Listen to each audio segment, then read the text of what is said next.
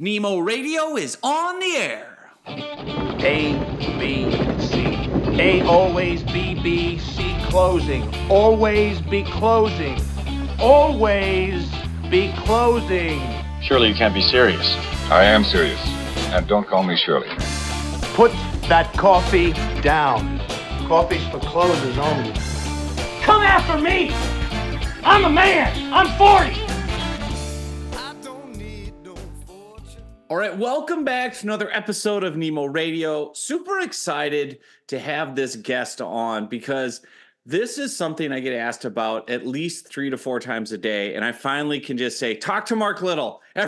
Everyone coming my way, talk to Mark Little. So I want to introduce Mark quick and give you a little bit of backstory. Mark has actually become a client of mine on the Done For You LinkedIn lead generation. And what's so unique about Mark, and the reason I tried to send all these different individuals to Mark, is he specializes in client acquisition and lead generation strategy for financial advisors. And he's been doing it for over 40 years. And Mark is a financial advisor.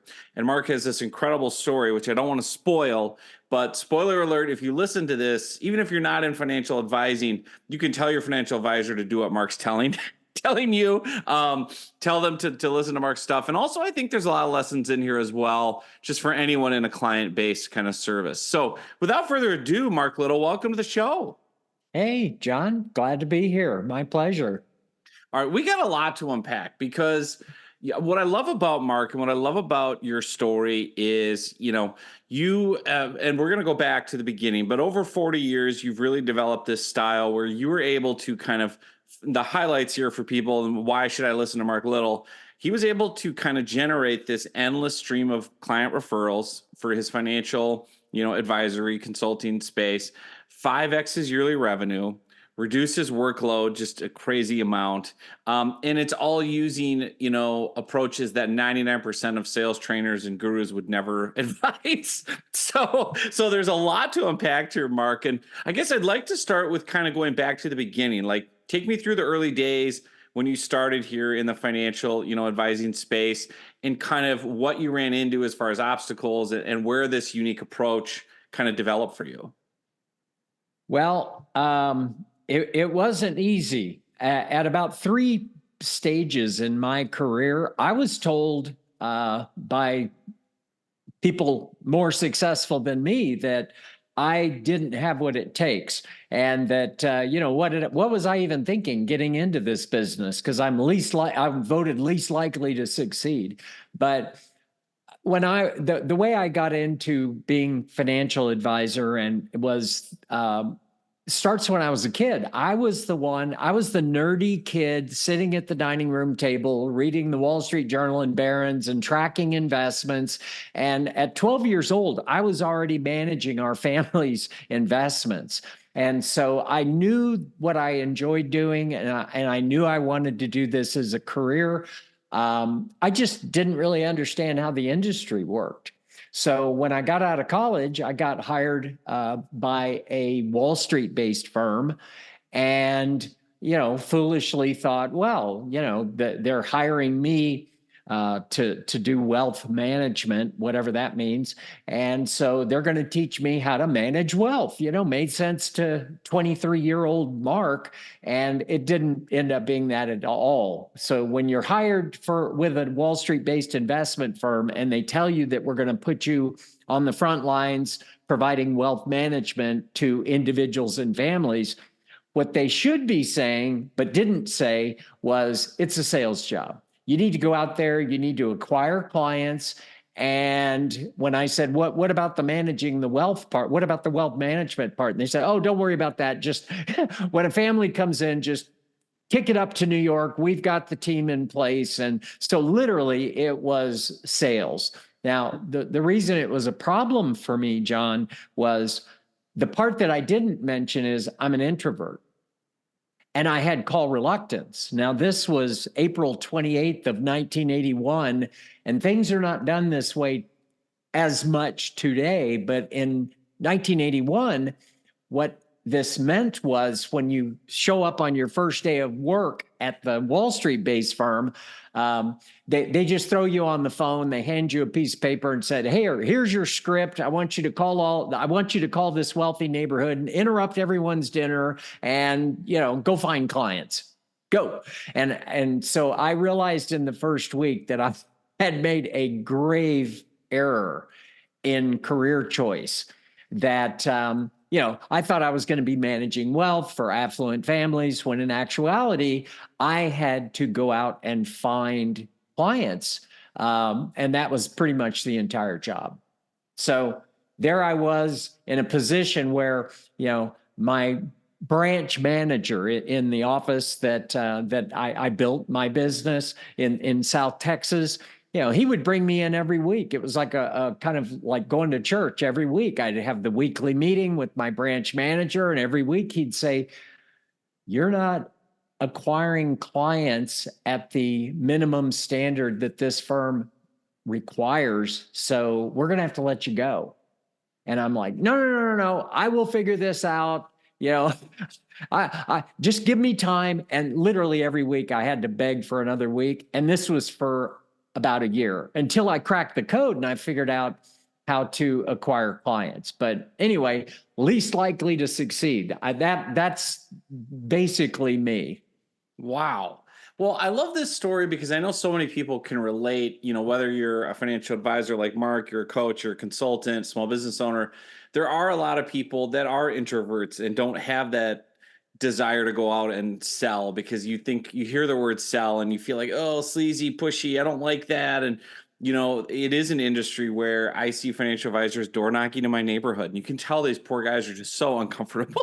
It's like cold calling and like just all these tactics. So obviously you realized early on, like, you love managing the money, you love the clients, you're really good at it, it's a passion.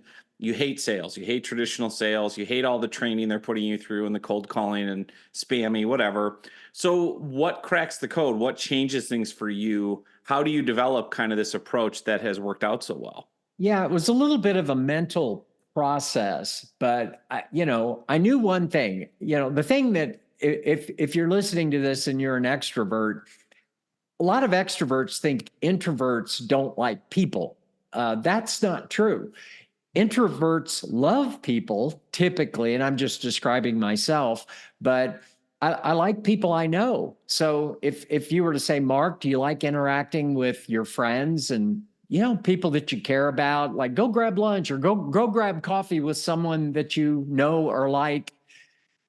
I love that, and I can hang out all day with friends. What I don't like is being put in situations with people that I don't know, where I've got to do like idle chit chat, or, I've got to tap dance and carry on some conversation with a person that I don't know about what? I don't know. The whole thing was contrived. So what I figured out very early on was, it was a series of limiting beliefs that I had to knock down. So I declared war on the fact that, I know I need to get out there and meet people. But how will an introvert who doesn't like idle chit chat with strangers meet people? And what I figured out was that the people that I know could introduce me to the people that they know. And so I just got really, really good. I mastered the technique of getting the people I know to introduce me to the people that I don't know. Now, it's kind of like a series of dominoes that are, because then you crack that code and now you know a lot of people, but they don't meet the ideal client profile. So in my case, back in the 80s, I was a just recently graduated broke college kid, now working at a Wall Street-based firm. But I thought, okay, I've cracked the code. I'm getting people I know to introduce me to people that I don't know. I'm starting to develop relationships with them. I enjoy meeting with them, these new friends and everything. The problem is they're all broke college kids just like me. It's like, no clients here. And then I figured this is a key, and this is true in almost every industry, that when I sat down and I contemplated the ideal client profile, or the profile of the client that I was actually seeking, yes, the people that I know, my friends, they were like me, just young professionals, upwardly mobile, but they couldn't invest with me at the level that I needed to keep my job. But here's the thing. I figured out everyone's a referral source. Everyone's a referral source in this way.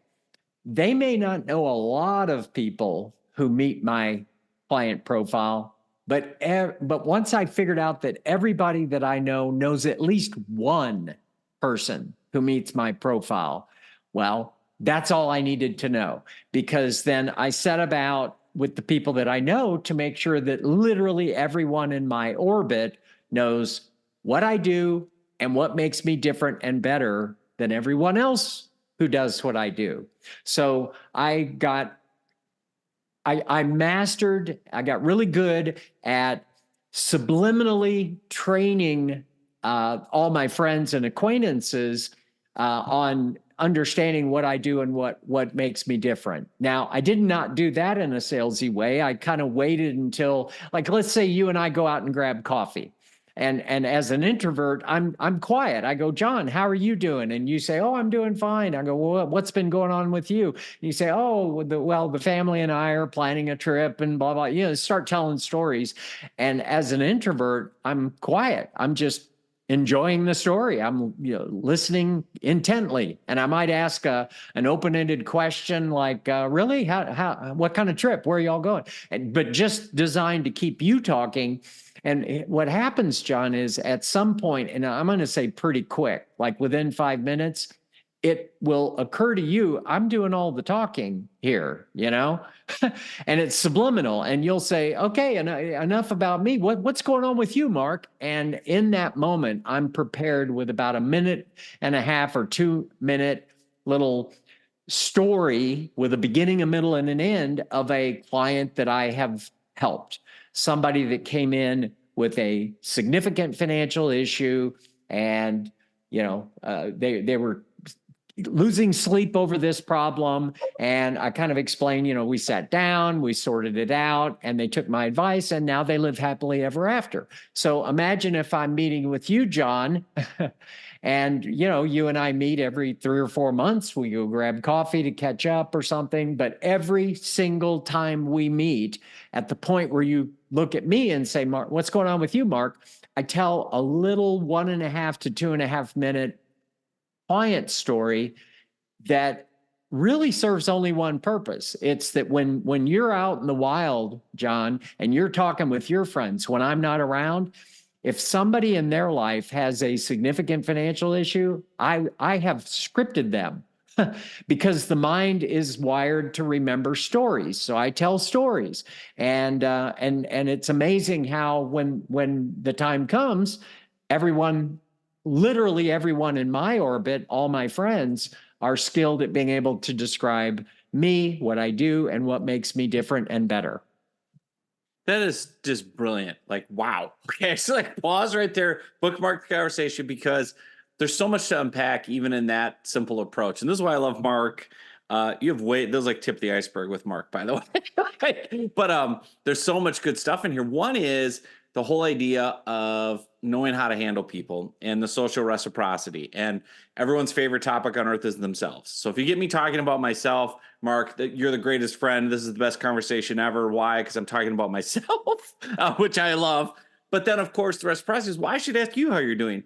And I love the fact, I was going to ask you before you started this, how do you go about asking for referrals without feeling pushy, sleazy, weird, and being like, well, actually, I need some clients. Do you know anybody? You got anybody that wants to invest? Or, and I love the fact that you're able to, in a kind of humble way, just be like, yeah, a really fun thing that happened with me recently was I was able to help this dentist get this situation figured out with his taxes, blah, blah, blah. And but the fact that you can explain what you do and how you help someone in a specific story. And the key word is story, because then they encode it and remember it.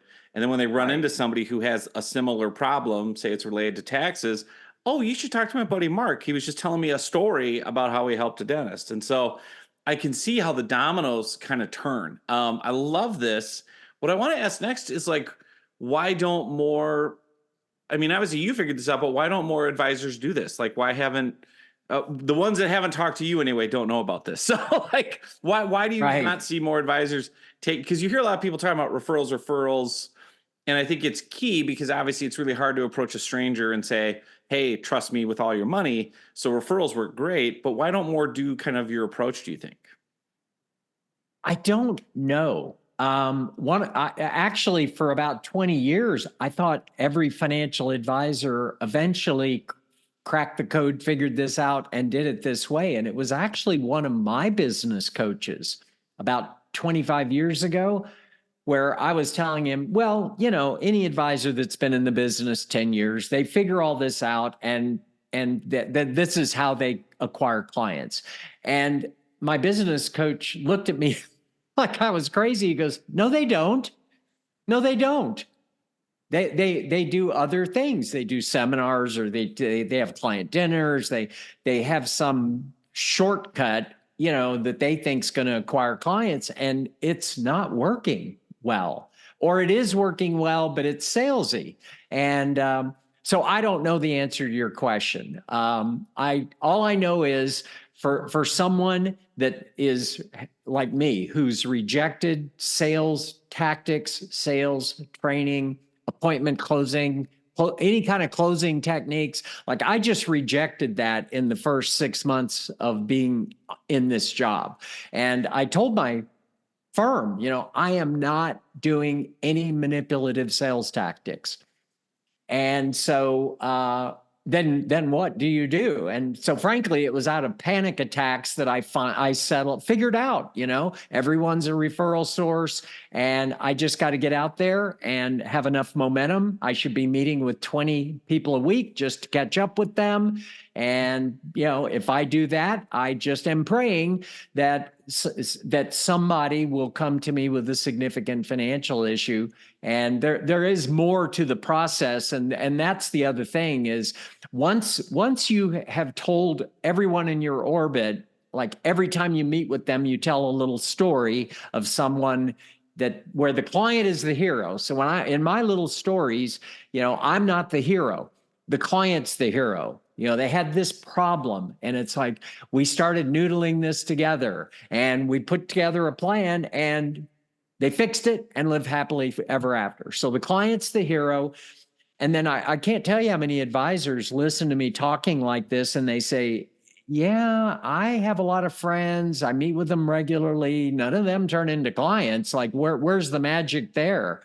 And that's part of the process that I teach is you can't miss any opportunities. So when you're talking with a friend and they've heard you say 20 times over the years, I help people with a significant financial issue, and I'm better than others in town at this. I'm better than everyone in town at that. Then they'll either have a situation themselves, or they'll know someone they care about. Why aren't advisors noticing this in their routine meetings with friends? And it's because they miss opportunities all the time.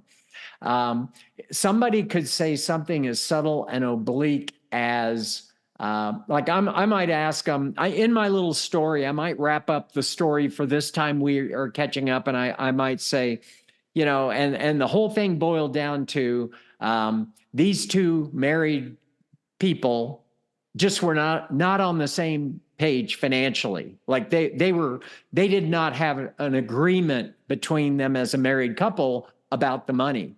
And then I would say, have you ever known a couple that's not seeing eye to eye with their spouse on money?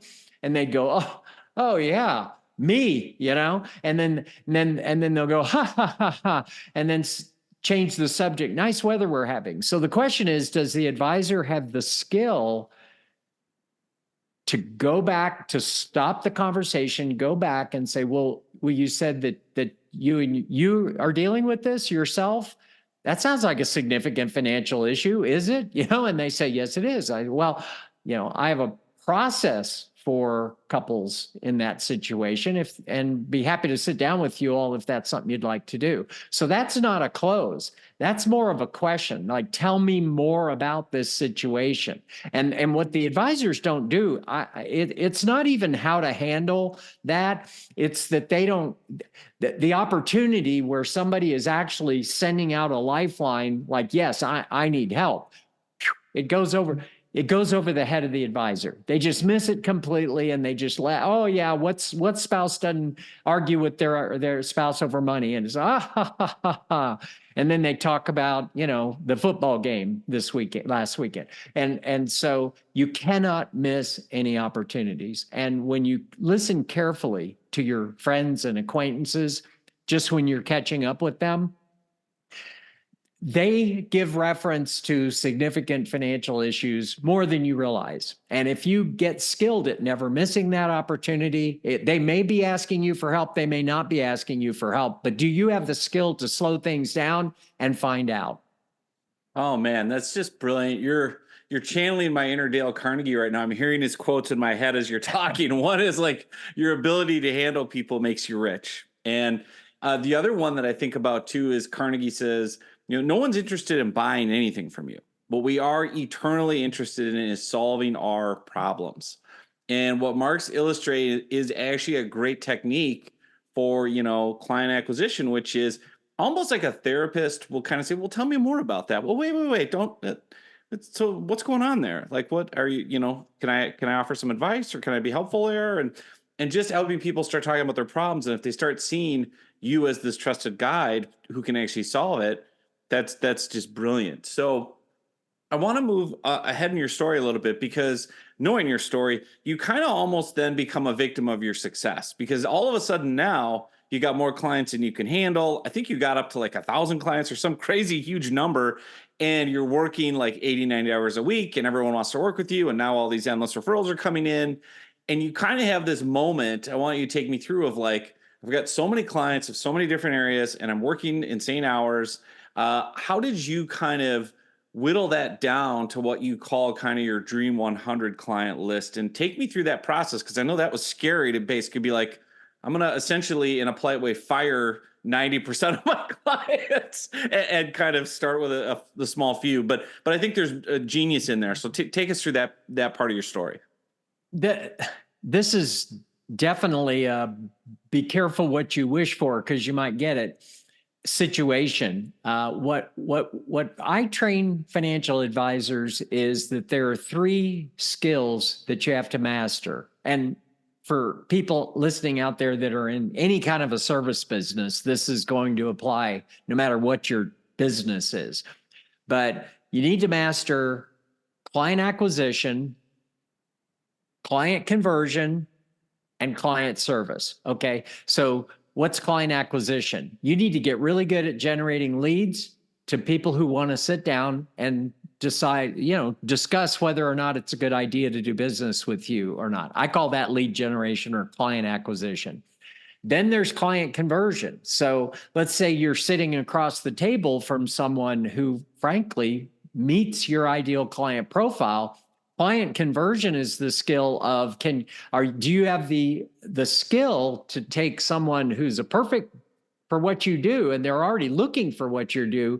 Can you convert an ideal client, a potential client, into an actual paying client? So you have to master client conversion, and then you have to master client service. And I define that in our industry as you've got to know how to consistently exceed your client's expectations. So those are the 3 things. So if you're wondering in your head, what happens when you've figured out client acquisition and lead generation, but not client conversion and not client service?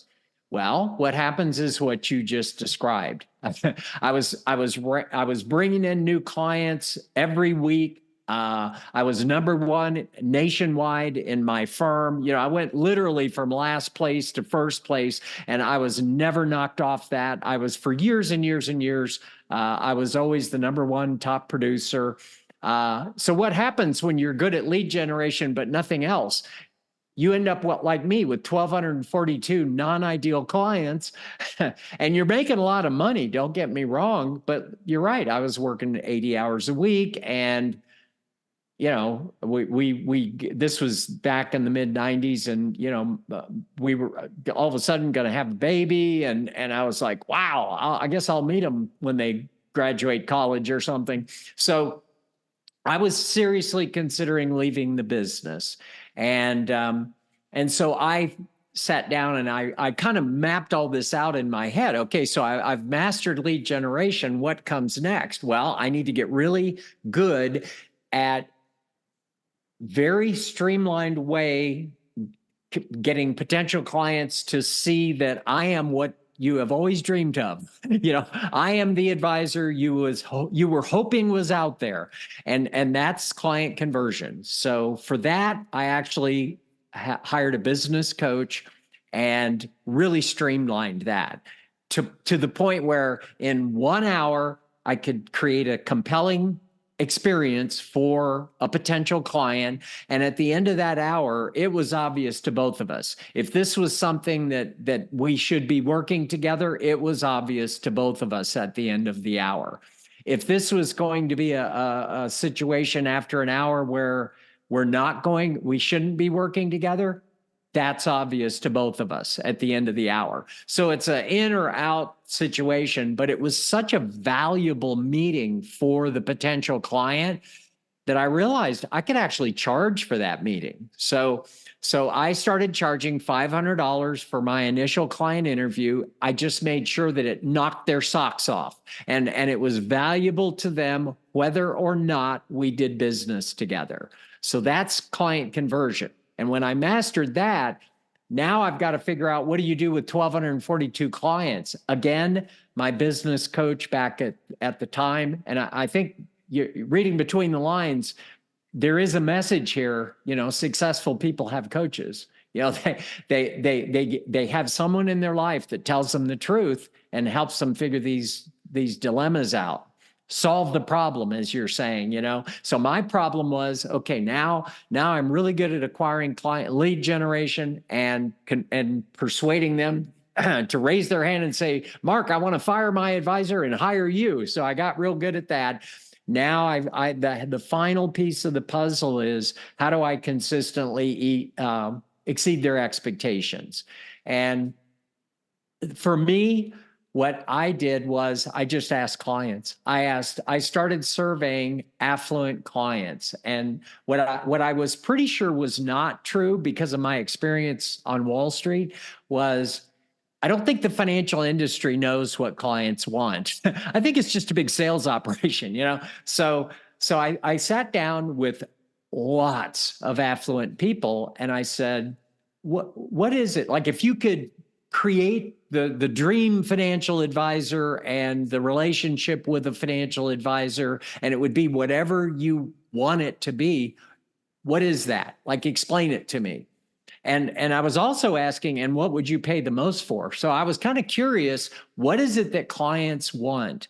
And I discovered, John, that it went far deeper than I thought. That what I found when I started looking at the data and the research is, most people actually don't like their financial advisor. They might like them personally, but they're not pleased, or they're not impressed. How about that? And so I immediately started dealing with, what does it need to look like if, rather than someone not being impressed about their financial advisor, what would drive them to just knock their socks off in such a way that they would shout at the rooftops, if you have a significant financial issue and you don't call Mark Little, you're an idiot. And that was the goal. And so it's a long journey. I started hearing clients saying comprehensive financial services. This was back in the late 90s. And I was like, what does that even mean? And it turns out there is no industry definition for that. It means different things to different people. And I found out that it means really different things to the client than it does when an advisor says they offer comprehensive financial services. So long story short, I made it my goal to become the only game in town that I realize not every client's looking for comprehensive financial services, but I did know this. The ones who are very frustrated because they cannot seem to find what they want. And I boiled it down to 4 client expectations, which is what we train, but that was my goal. I wanted to streamline what I do, in essence, do a whole lot more for a whole lot fewer clients. So first step for me, John, was kind of doing an 80-20 exercise. So I had 1,242 clients. I thought, well, I wonder what the 80-20 is here. Like if I looked at 80% of the revenue, how many clients would that be? And it was under 100. So less than 100 clients drove 80% of my revenue. Wow. So I rolled out this, what I trademarked the term, truly comprehensive financial services. And I described it. I just described what clients had been telling me for 6 months that they wanted. We're going to, and it was these 4 client expectations. And so and this is the scary part. So of the 1,242 clients, when I rolled this out and I said, I'm going to be doing a whole lot more and our fee is going to be a whole lot more, but we're going to deliver on this, and we're going to deliver at a level no other firm is currently delivering. And ended up, there were 17 clients that said, count me in. So I was going from 1,242 clients down to 17. And that was the scary part. But that's the situation. And that worked, because it turned out that if you actually knock the socks off those 17, well, what I learned in my case was those 17 will introduce you to, in my case, 83 more over the next 34 months. So I went from 17 clients up to 100 clients in 34 months. And my revenue at the firm went from 342,000 up to 1.6 million, just by redesigning our services to do a ton for a smaller community of clients. So less clients, more money. You're preaching the good stuff now. And what did your workload go from? 80, 90 hours a week to what? Well, it changed dramatically, because we had a baby and I wanted to be home a little bit more. So I shifted to implement this model. I decided I was going to work 3 days a week, Tuesday, Wednesday, Thursday. So I always had Monday and Friday off. I could help with the baby and this and that. And so I accomplished everything that I just described. I created this client service model and implemented it and built a team to deliver it and acquired clients to enjoy it in 34 months, working 3 days a week.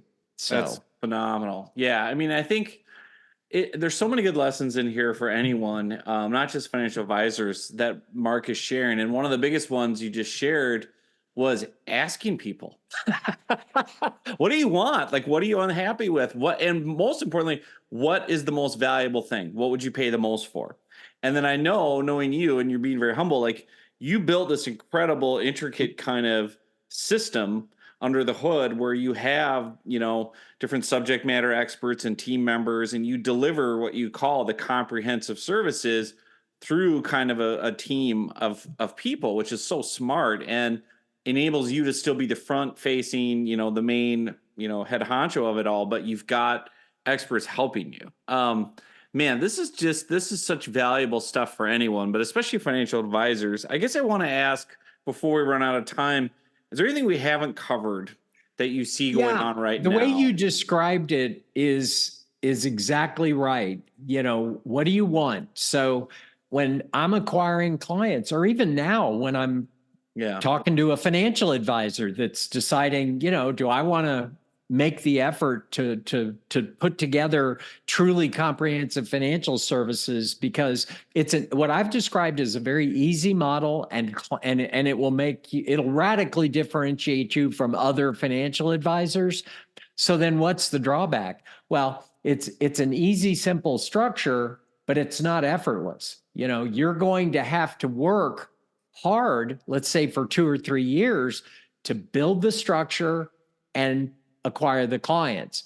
But then after a year or two or three of nose to the grindstone, putting in the effort required of this model, then you're living on easy street the rest of your life. Now, you said just ask the problem, so I would ask a client, what's your significant financial issue? That's your problem. The question that you can't miss after that is how serious are you about solving this problem?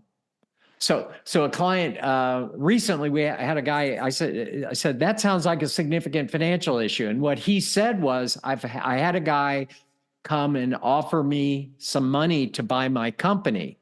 What do you think I should do? And I go, well, that sounds like a significant financial issue. Scale of 1 to 10. What's the priority on this? You've got a lot going on in your life. How important is this significant financial issue? And he said, scale of 1 to 10. 13. In this situation, he'd never even thought about selling his company at this stage in his life. But I said, okay, well, we have a process for people that are contemplating selling their company. I'd be happy to sit down with you and resolve this if that's something you'd like to do. And he said, yeah. And I said there, I kind of explained the ground rules of this, but the thing that you cannot miss is they have to want it. Like if I'd have said, how high a priority is this to you? And if he just said, medium, low, I mean, I get offers all the time on my company and it's not that big of an issue. It's like, forget about it. That's not a coaching client. That's not a client that a financial advisor could get in there and roll up the sleeves and say, let's resolve this together. You go live your life and your values and I'll handle the money stuff. And I'll handle all of the money stuff. That requires, I look for 3 things in a client, and these are the same thing that I look in a financial advisor. I'm looking for head smarts, humility, and hunger. And that's straight. I don't know if you know Pat Lencioni. He's the 5 dysfunctions of a team guy, if you've ever read that book. But he talks about this, and that is exactly what I'm looking for in a client or in a financial advisor we're going to be looking for. So head smart, what does that mean? It means that they are very realistic. They understand that they are not on track. Like they're not arrogant about it. They're not self-righteous. And they are smart enough to know this is not working. It's a problem. And they let the truth descend. They realize that part of it is they're the problem. Their mindset's wrong about all of this, their limiting beliefs and everything. And then as far as humility, they're not making excuses. They're taking the blame. They're saying, it's me. And I know that the reason that I'm not on track with my business is because of something that I'm doing or not doing. And then third, hunger, that's the piece that's almost always missing, because it ends up, are you willing to make the effort that what you're telling me is your objective requires? So you want to double the revenue of your financial advisory business. Great. So describe the effort that's going to require. What's your plan? And they're coasting. They're saying, oh, well, I'd like to keep, I only work 25 hours a week. I want to keep doing that and this and that. It's like the hunger is missing. They do not have the adequate resolve required to fix the problem. And so that's why I don't work with most advisors that I end up talking with, but that's fine.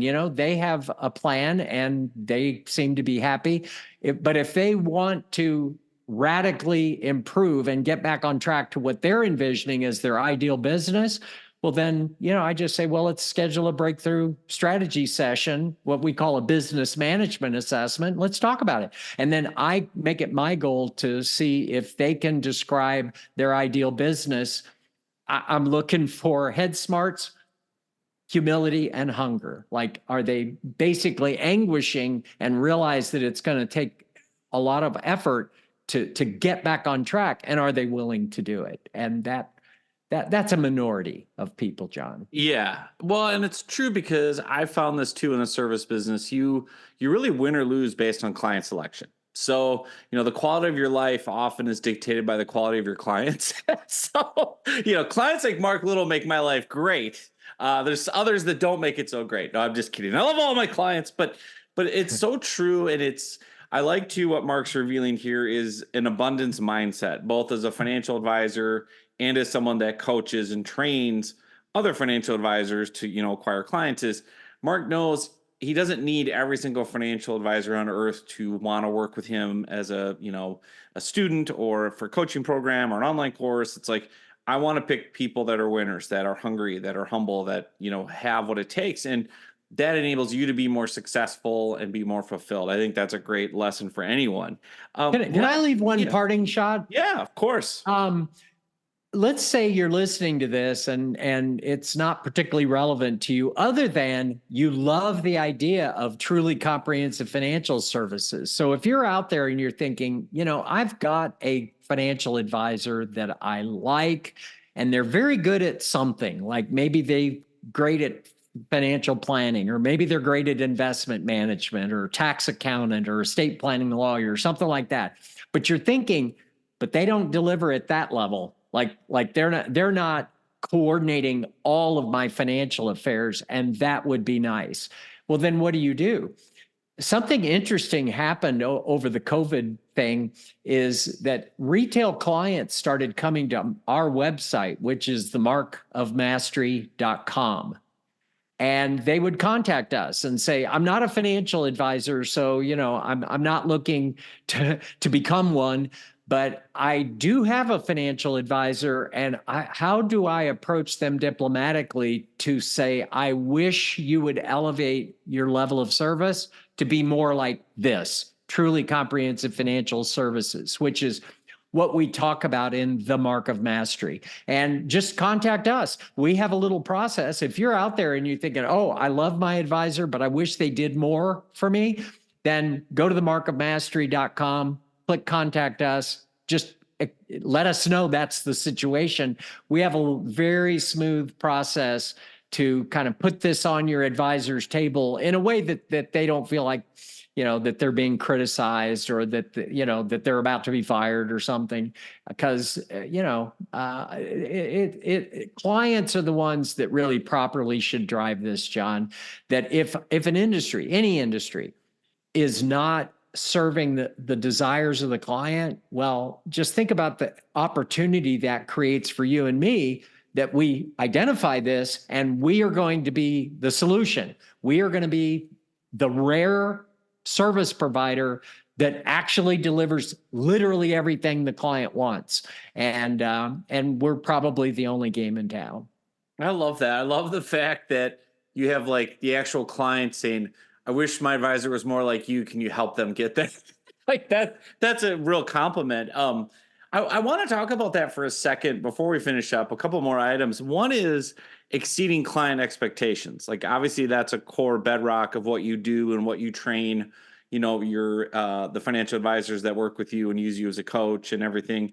You train them to consistently exceed client expectations, which of course leads to happy clients, lifetime clients, referrals. Can you give me a couple examples or stories of how you've done that in the past for a client, how you've exceeded an expectation, just so people can kind of get an idea of what that means? Sure. So it's two tracks. So the goal, first of all, you've got to set the goal. So it's a financial advisor who says out loud, I want to exceed my client's expectations, because most advisors, that never occurs to them. They think they're offering a valuable service, money management, tax, whatever they're doing, and they think the clients are getting what they're paying for, and it just doesn't occur to them to exceed client expectations. But starts with make that the goal. And then then there's two tracks. There's one is design the services around what clients in large numbers have said, this is what we are frustrated and cannot find. And in our business, it's in four areas. The four client expectations are protection, attention, coordination, transparency. So what is it that millions of multimillionaires out there are begging and screaming for, but they can't seem to find. It's an advisor who's not trying to sell them something, but they're protecting them. It's that they're identifying conflicts of interest and they have the client's back. And they protect the client from things that they should and should not be doing. That's protection. Attention means I want an advisor who's paying close enough attention that if my plan drifts a little bit off track from my goals, that I don't have to call them and I don't have to call my advisor and let them know. No, they're paying attention and they're proactive enough to where they call me and let me know that it's drifted off track, because they've already created recommendations to get me back on track. So protection, attention, coordination. Very few advisors are willing to coordinate all the financial people in a client's life: the tax accountant, the estate planning lawyer, the insurance agents, all these people, So stepping up and offering to coordinate everything under a comprehensive strategy. And then finally, transparency. There are so many hidden fees and expenses and investments that clients really get frustrated not knowing exactly what they're paying in all their financial products and services. So if an advisor will promise all those three and guarantee those, we call that your advisor pact with your clients, your advisor pact pledge: protection, attention, coordination, transparency. There is, I will just challenge you right now, there is no advisor in your community, if you're a financial advisor, who is willing to pledge all four of those things. You might find advisors that'll pledge one or maybe two of those, but never all four. And if you'll pledge all four to the client, well, you've created a structure that will knock their socks off, okay? And including comprehensive financial services, we distilled it down to a 142-point checklist that we cycle through with every client. So most advisors haven't even really thought about it. There's 142 things on the checklist that I should be going through with every client every year. Yes, if you want to make sure nothing falls through the cracks. And so you create a structure to exceed client expectations that you know up front that it should. And then the second is just so painfully obvious, I hate to even mention it, but I have never met a financial advisor who actually does this without us training it. And it is to just ask your client, just say, well, if you have a new client relationship and you're sitting down at the beginning of the relationship and you're making all these promises: protection, attention, coordination, transparency. And then at the end of all that, just go quiet and say, if we're sitting here a year from now and we exceeded all your expectations wildly, what did that look like? And just keep asking that question and make sure each spouse is able to speak to this. Like, we're sitting there a year from now in the meeting. What are we talking about that we did for you? And I call it the expectations conversation. And it sounds so crazy. Like, surely every advisor does that, but they don't. And so what you do with that conversation is, first of all, you have that conversation every year, at least once a year. And you document it for your team so that everybody that's delivering the service to the client, you've got this bullet pointed list. Well, this couple wants boomity, boomity, boom. Here's what they said would exceed their expectations. So it's an awareness thing for the team. And that's pretty much it. That's what we did. And that's what we recommend if the goal is to exceed client expectations.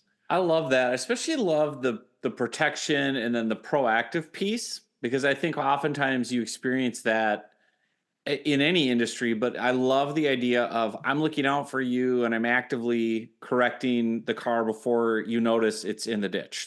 Yeah, I recommend going strong. Like what I've always said on that piece to a potential client is, what if I were to guarantee that you'll never have any financial surprises? And which is exactly what I guarantee. Right, because you're monitoring everything. So it's and then they're thinking, oh my gosh, you mean like 3 years ago when I had that $40,000 tax surprise? Oh, yeah. Why are you telling my stories? Yeah, but I'm just saying, now you're talking the language of the client. That's the other key. That's a great one, is putting it into words and phrases the client understands. And you get that by asking them.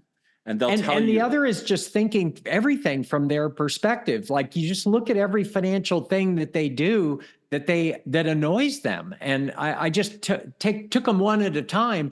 Like take buying a car, John. Let's say you want to buy it. You need to buy a new car. It's all great, except now you got to schlep into the dealership and deal with all these salespeopeople. You know, it's the process that they hate, not the car. And so we made it frictionless. We figure out what car they want. We have a car guy, and rather than go into the dealership, he has these dealerships deliver the car to your driveway. So you drive car number 1 around, and then tomorrow you get a different car. They deliver a different one, and you go through all these different models and makes of car until the client says, I like the one 3 days ago. And you say, okay, fine. And so we have the general manager of the dealership come to the client's home and complete all the paperwork that the financial advisor has already reviewed and filled out for them. So it's just think of all the little touch points in a client's financial life where you could make life that frictionless for the client. And I just think when an advisor says, well, what on the earth could we do to make their financial life easier? I think we're talking about a lack of imagination here. Yeah. There's so many things that you could be doing to make your client's financial life easier. I love it. Well, here's the last one I want to hit on. How do you build trust? Because I feel like a challenge that so many financial advisors I talk to struggle with getting, especially people, even if it's a referral, sometimes there's trust issues of, well, I'm just worried about, I don't really know you well, trusting someone new with my money. I know even if it's a referral, my friend said Mark's great, but I don't know. How do you make someone feel comfortable enough to kind of trust you with their money? How do you do that? Are there certain questions or strategies, that you take in that kind of client acquisition call? Or I guess I'm curious your thoughts on that. It's really important question because trust in the real world, trust is not something that's just given away. It's earned over time. And so, but this acquiring clients creates a little problem for the client. They've got to trust somebody, either your firm or if they're going to hire a financial advisor, they kind of already know up front, I've got to trust somebody. And so they don't typically have a very good process for that. So remember when I said you've got to master client acquisition and lead generation and then client conversion? It's that skill. It's, can you create an experience where they explain their innermost objectives, like what just deep, they go deep and say, here's what I'm trying to achieve financially in a way that I've never told someone outside of our family, and my spouse barely knows how I think about this. But can you create an experience where everything gets out on the table, so much so that I'm going to say 1 out of every 10 times there's tears in the meeting. And so can you create an experience where they let the truth come out? Here's what we're trying to achieve. And then you in essence say, is that on track or off track? And they say, oh, off track. And it's like, okay, so we have a problem. How serious are you about getting that on track? Like, how would you like to be on track to all the stuff you just shared with me? And at that point, John, I don't know how to describe it. I think that's in essence trust training. But I think what takes over for this problem of not trusting is somebody who really gets you and what you're like. Nobody has really gotten to put their finger on the nerve to really figure out what is it that you're trying to achieve here and why is it off track? Like, and they just admit the truth. And then you're the person that shows up understanding that, committing to resolve that. So then it flips back to the client. How serious are you in resolving this? And that skillful situation in the client conversion process kind of shifts it away from, because you can't trust somebody you don't know. It becomes more about we're arm in arm together on solving this project, this problem. Yeah, I love that. Just getting real with people, not shying away from the elephant in the room, which is the significant financial problem. Being able to, have a story or demonstrate empathy, that you've dealt with this before. It's not your first rodeo. And then, again, being able to use those phrases like, well, it sounds like what I'm hearing is, it seems to me that, and you're kind of repeating back to the person and validating that pain, like you said, putting your finger on the nerve. They go, yes, exactly. That's exactly right. Yeah, man, I can listen to you all day. You need to have a conference. As opposed to, just not to interrupt, but just as opposed to, what do most financial advisors do?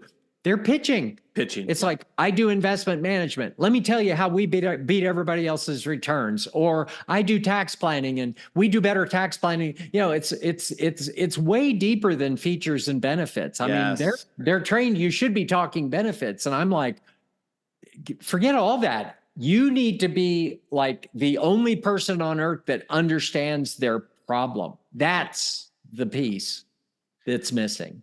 Your ability to handle people makes you rich. I mean, it's understanding. Yeah. And that's what I really liked about this interview, Mark, is this goes way beyond financial advisory. I think it's true for any service business. I mean, I've learned so much, and I'm like, usually I have a guest on and I'm like, yeah, I kind of know stuff. And I'm like, man, okay, Little, I got to take more notes. Little's killed it. So I love all this stuff. I want people to be able to get more from you. So where should we send people online? Obviously, they can connect with you on LinkedIn, Mark McKenna Little. He's got a great looking profile. I know the guy that wrote it. It looks fabulous. Had to pump my own tires. But where should we send people online?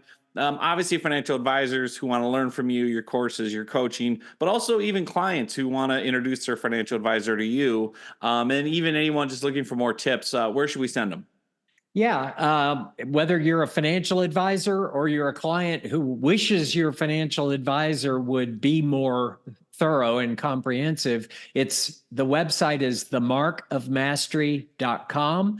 We've got free courses and tools for financial advisors. You just contact us. To become a member of the Mark of Mastery, a financial advisor can join at no charge. It's free. But you know, we put enough on there to just lay out the principles, and then it's really up to the advisor to decide, am I willing to make the effort to go all the way and deliver at this level?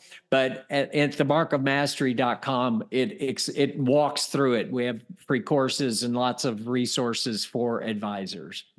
Well, Mark, thank you. This has just really been a masterclass in client acquisition, customer service, sales, a non-traditional sales approach, which I love, and which is so helpful because I think everyone is sick and tired of the gurus and the shouting and the spamming. And I think you've laid out what's really a timeless approach to this that is just based on how to handle people and how to talk to people. And I think what I love about it, you know, if you're the financial advisor or anyone else offering the service, is then you can do the approach Mark outlines and you don't have to feel sleazy or weird or pitchy. Like you're just trying to help people genuinely. So fantastic work, my friend. Thank you so much for coming on the show. My pleasure.